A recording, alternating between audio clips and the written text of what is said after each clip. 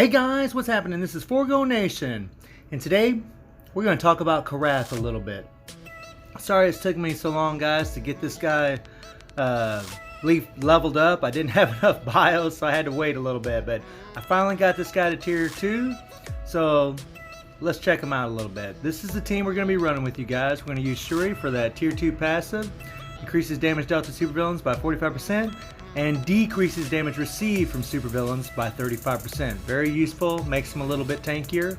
We're going to use Beast for that 50% increase of physical attack. And for all you guys that don't know, we're also going to be using him for this 5 skill, which increases all attacks by 55%, all defenses by 70%, and all speeds by 20% for 15 seconds.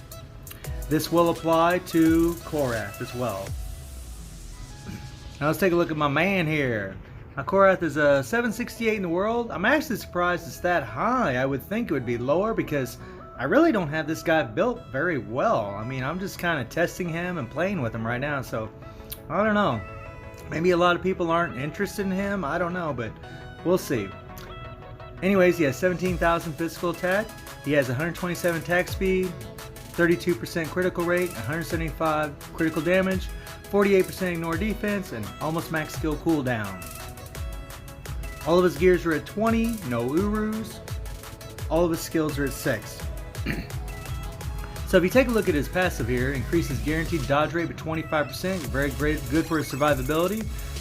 It increases guaranteed critical rate by 35%, which is going to help his damage as well. That's pretty awesome, guys. The 1 has a 20% decrease of all defenses for 5 seconds. We're going to talk about this skill in a little bit, by the way. And this 2 deals 15% bleed damage for every 1 second, removes elasticity for 3 seconds.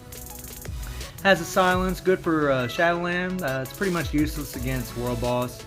The 3 has a nice little buff, increase all attack by 25%, all speed by 5, and crit rate by 25%. The all speed is only by 5%, so I don't know.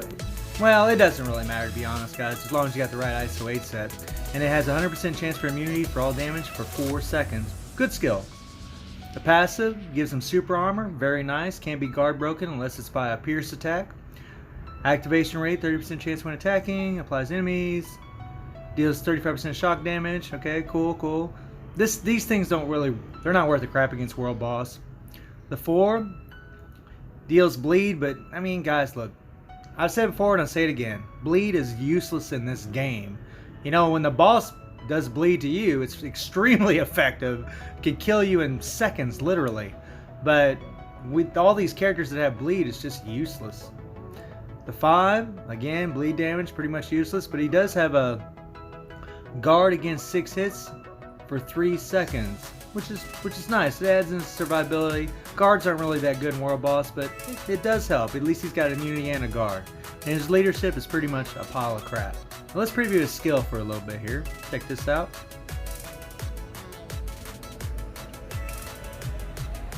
So immediately something I noticed with him is your 3's got that 4-second immunity, and you hold this sucker.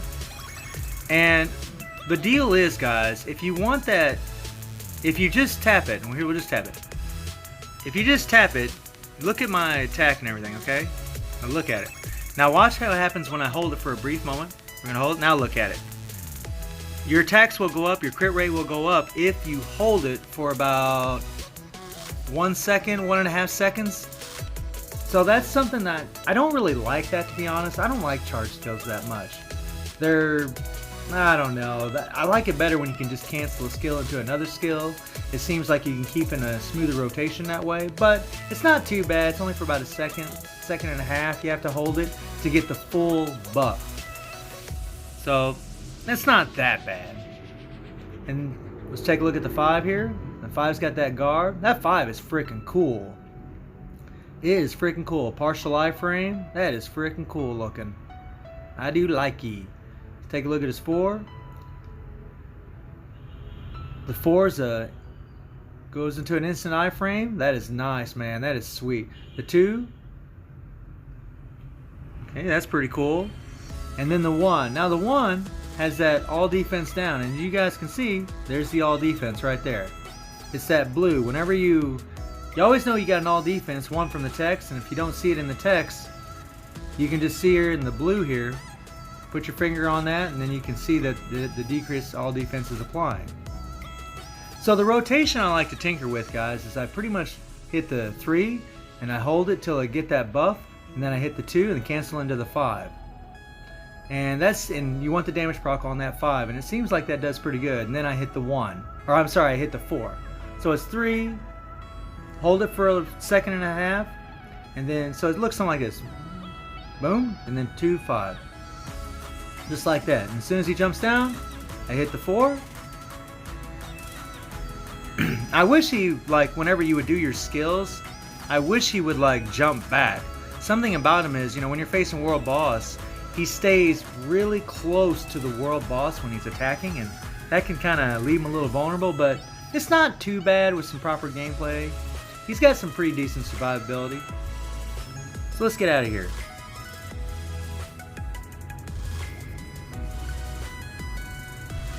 So he has Stage 6 Power of Angry Hulk, which is the ISO 8 set that I would recommend for you guys, so you get that extra attack speed here.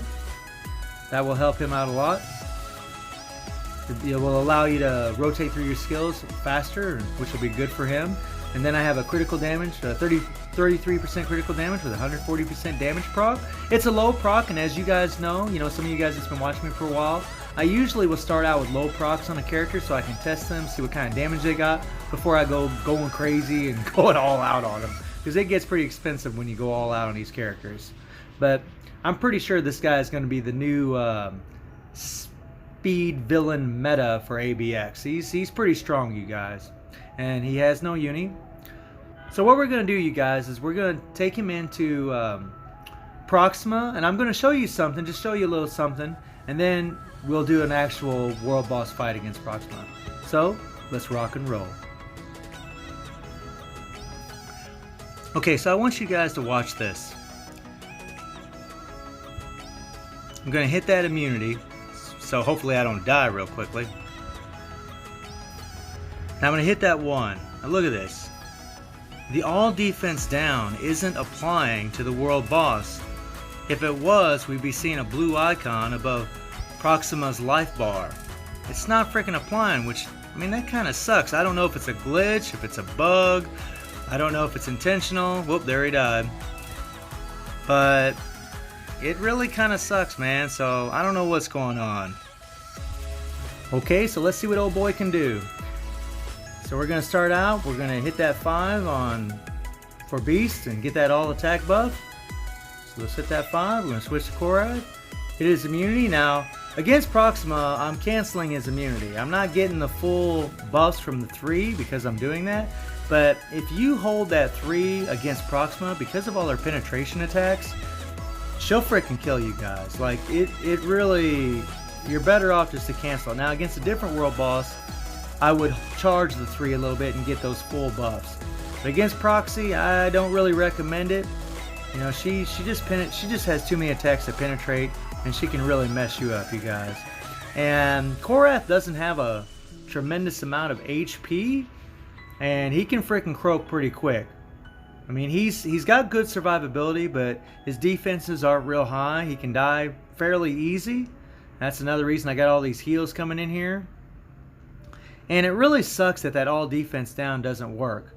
However, the all defense down on the 1, if you guys didn't notice in the skill preview, it takes a little bit for the all defense down to apply. Like, he slashes a couple times with his swords, and then the all defense down applies. So it'd be kind of a pain to get the all defense down. If it was working, it would be difficult to get it to proc when it should. Well, not proc, but start.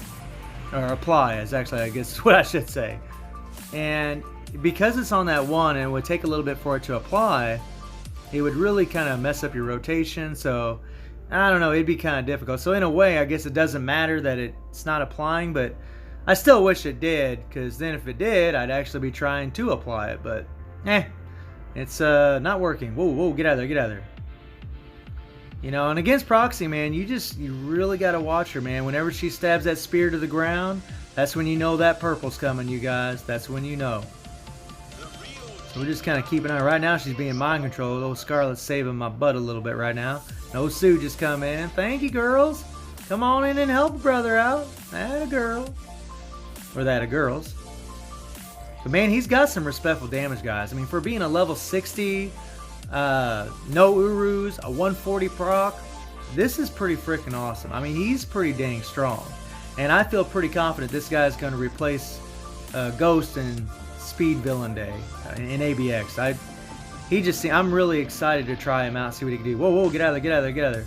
And like I said, guys, when she throws that spear down, when she stabs it to the ground, you'll get the purple or you get that attack that you just saw.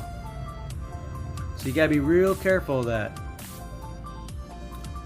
Hopefully, old Scarlet. Oh, whoa, whoa, watch out! And he's got some good movement speed. The guy moves around really well.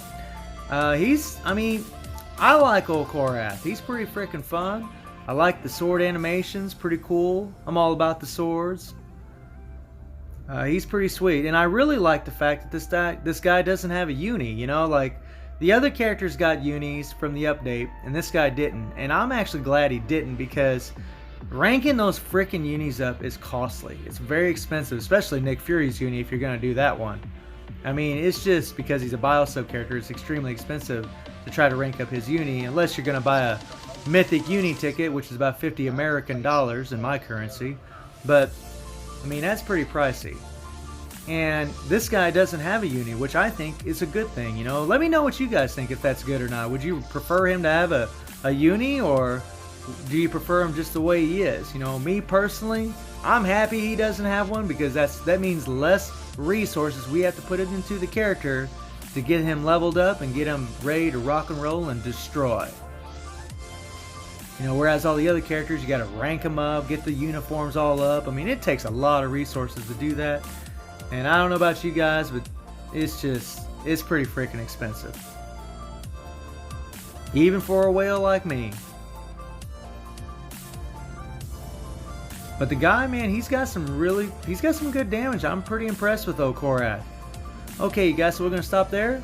So I hope you guys enjoyed the video. Thank you for watching. Y'all take care and have a good one.